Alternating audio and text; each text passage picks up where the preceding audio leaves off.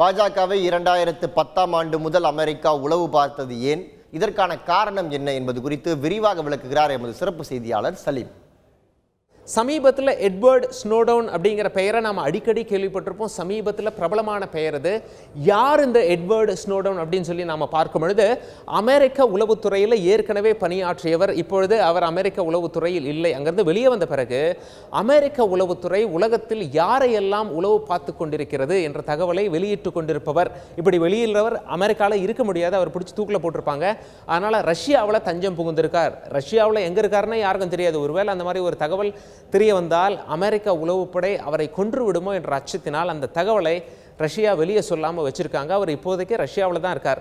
சமீபத்தில் என்ன செய்தி வெளியிட்டு ஒரு பரபரப்பை ஏற்படுத்தியிருக்கார் அப்படின்னா, அமெரிக்காவில் இந்த வாஷிங்டன் போஸ்ட் அப்படின்னு சொல்லிட்டு ரொம்ப பிரபலமான நியூஸ் பேப்பர் ஒன்று இருக்குது. அமெரிக்க அரசியல்வாதிகள்லாம் விரும்பி படிப்பாங்க அந்த நியூஸ் பேப்பரை. அந்த நியூஸ் பேப்பருக்கு ஒரு தகவல் கொடுத்திருக்கார். அந்த தகவலின் அடிப்படையில் 2010ஆம் ஆண்டு அமெரிக்க நீதிமன்றம் ஒன்று, அதாவது அமெரிக்க உளவுத்துறைக்கு தங்களுடைய ஒப்புதலை வழங்கியிருக்கு. அந்த ஒப்புதலின் அடிப்படையில் உலகத்தில் இருக்க 6 அரசியல் கட்சிகளை அமெரிக்க உளவுத்துறை உளவு பார்க்க ஒப்புதல் தான் அது. அந்த 6 அரசியல் கட்சிகளில் ஒன்று இந்தியாவில் ஆட்சியை பிடித்திருக்கும் பாஜக.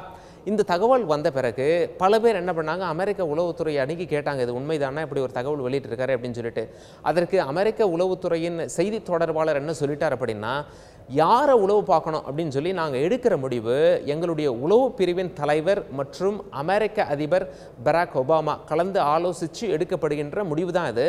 அது மட்டும் இல்லை, ஒன்ஸ் இந்த நாங்கள் ஒவ்வொரு வருஷமும் இந்த மாதிரி நீதிமன்றத்துக்கிட்ட இந்த லிஸ்டெல்லாம் கொடுக்கணும், இந்த மாதிரி நாங்கள் இவங்களெல்லாம் உளவு பார்க்க போகிறோம் அப்படின்னு சொல்லிட்டு நீதிமன்றம் அவங்களோட ஒப்புதலை கொடுப்பாங்க அப்படின்னு சொல்லி அவர் சொல்லியிருக்கார். இந்த வகையில் என்ன சொல்கிறாங்க அப்படின்னா, அமெரிக்க உளவுத்துறை அரசியல் கட்சிகளை மட்டும் உளவு பார்க்கறது இல்லை, உலகத்தில் 193 அரசாங்கங்களை உளவு பார்க்கிறது. 4 நாடுகளை மட்டும்தான் உளவு பார்க்கறது இல்லை நட்பின் அடிப்படையில். அது பார்த்தீங்கன்னா கனடா, பிரிட்டன், ஆஸ்திரேலியா மற்றும் நியூசிலாந்து. இவங்களை உளவு பார்க்க மாட்டோம் அப்படின்னு சொல்லி அமெரிக்கா விட்டு வச்சுருக்காங்க. மற்றபடி எல்லாரையும் உளவு பார்க்குறாங்க. சர்வதேச ஏஜென்சிகளான வேர்ல்டு பேங்க், அதுக்கப்புறம் ஐநாவை கூட உளவு பார்க்குறதா நிறைய தகவல்கள்லாம் வெளியாயிட்டிருக்கு. உளவு என்பது தினசரி நிகழ்வுகளில் ஒன்று. நிச்சயமாக அந்த மாதிரி அவங்க செஞ்சுட்டே இருப்பாங்க அப்படின்னு சொல்லி தகவல்கள்லாம் வெளியாயிட்டிருக்க இந்த நேரத்தில் இன்னொரு தகவலும் வெளியாயிருக்கு. அதாவது இவங்களெல்லாம் உளவு பார்க்குறோம் அப்படின்னு சொல்லி ஒப்புதல் வாங்கியிருப்பாங்க. ஒப்புதல் வாங்கின அத்தனை பேரையும் உளவு பார்ப்பது கிடையாது. ஒப்புதல் வாங்கிவிட்ட பிறகு அதில் யாரெல்லாம் முக்கியமாக அவசரத்தின் பேரில் உளவு பார்க்க வேண்டியிருக்கோ, யாரெல்லாம் அமெரிக்கா சந்தேக கண்ணோட்டத்தில் வராங்களோ அவங்கள தான் அமெரிக்கா உளவு பிரிவு உளவு பார்க்கும் அப்படிங்கிற ஒரு தகவலை வெளியிட்டிருக்காங்க.